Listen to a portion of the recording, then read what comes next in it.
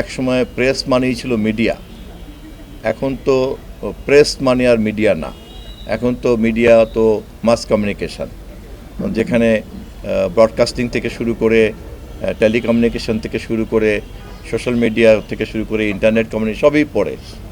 এমনি তো ধরেন স্বয়ংক্রিয়ভাবেই যে কোনো সরকারের তথ্য মন্ত্রণালয় হচ্ছে সরকারের মুখপাত্রের দায়িত্ব পালন করে এবং তথ্য মন্ত্রণালয়ের অধীনস্থ সংশ্লিষ্ট বিভিন্ন স্তরের যে কর্মকর্তারা তারাই তথ্যটাকে ডিসেমিনেট করবেন, এটাই তো স্বাভাবিক।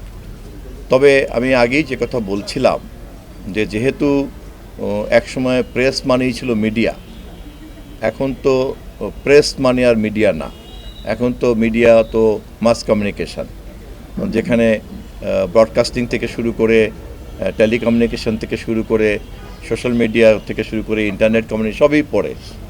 তো সেই কারণে আমি আগেই শুরু করেই বলছিলাম যে আপনাদের যে চাহিদা আর সরকারের যে প্রস্তুতি, এর মধ্যে একটা ব্যবধান আছে। আমি খুব অনেস্টলি স্বীকার করছি এটা। তেলের ভোগান্তিতে ক্লান্ত? এখনই কিনুন রাইডো, এক চার্জে চলুন 100 কিলোমিটার পর্যন্ত। এটা রাষ্ট্রেরই দুর্বলতা, নট যে এটা সরকার।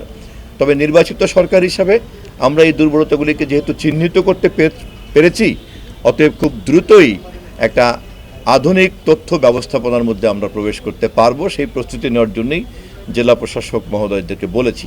আমরা ইতিমধ্যেই নোয়াবের পত্রিকা মালিক সমিতির সঙ্গে মাননীয় প্রধানমন্ত্রীর বৈঠকে এ ব্যাপারে একটা নীতিগত আলাপ আলোচনা চালিয়ে যাওয়ার বিষয়ে সম্মতি আমরা তৈরি করতে পেরেছি। এরপরে আমরা টেলিভিশন মালিক সমিতির সঙ্গেও সরকার প্রধান মাননীয় প্রধানমন্ত্রীর সঙ্গে বৈঠক হবে। আমরা যেহেতু এটা মূলত মালিক পক্ষের বিষয়, এটা তো একটা শিল্প এবং এটা মূলত উদ্যোক্তার বিষয়, এবং এখানে এমপ্লয়ার হচ্ছেন তারা, এমপ্লয়ি হচ্ছেন সম্মানিত সাংবাদিকরা।